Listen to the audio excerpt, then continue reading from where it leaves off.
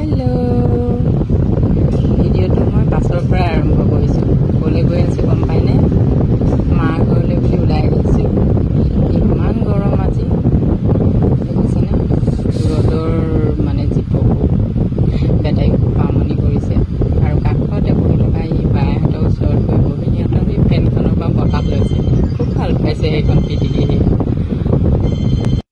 Better মোৰ সৈতে এইটো 4 নম্বৰ বাৰ বাছ যাত্ৰা অকলে। আমি মাক পুতেক নামি যাব খুজিছে, নাযায় বোলে, গৰম কাকতি বহাই দিছোঁ। আমি এইয়া পাইছোঁহি ৰাজগড়। ৰাজগড়ত 10 মিনিট ৰখাব। আৰু এইফালে চাওকচোন, এই বাছখনত মানুহে নাই। খালি এই গেলা গৰমত কোননো ক'লে যাব?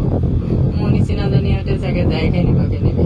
আৰু ৰ'দৰ যি চাৰ ৰ'দ মানে মুখত পৰাৰ লগে লগে কিবা লাগি যায়।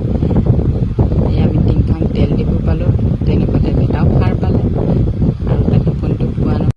হেল্ল' ফ্ৰেণ্ডছ, আশা কৰোঁ সকলোৱে ভালে আছে। আজি কৰিব লৈছোঁ এযোৰ মিক্স পাটৰ কাপোৰ, মেচিন এম্ব্ৰইডাৰী। এয়া মই ফুল আঁকিবলৈ লৈছোঁ। বেটাটো শুই আছে অকণমান দেৰি, সেইকাৰণে ভাবিছোঁ যিমান পাৰোঁ কামখিনি আগবঢ়াই থৈ দিওঁ। সি উঠাৰ লগে লগে একো কৰিবই নোৱাৰা হৈ যায়। এয়া চাওক, দেখিছেনে? ধৰিব পাৰিছেনে? এটা চাদৰখনৰ আঁচলটো প্ৰথমে কৰি লওঁ, ফুলটো আঁকি পেলাই। Hello', good evening. আজি আকৌ এটা মিনি ব্লগ লৈ আহিলোঁ। মই চিলাবলৈ লৈছোঁ এটা কুৰ্তি, কটন মিটাৰ কাপোৰৰ।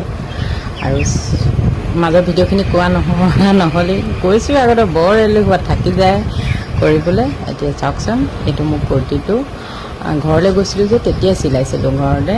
তাৰপিছত এয়া ঘৰলৈ আহিব দিনাখন পিন্ধি চাইছোঁ কেনেকুৱা হৈছে। মই বাৰু ভালেই দেখিছোঁ, আপোনালোকে কেনেকুৱা দেখিছে জনাবচোন দেই। Bye bye.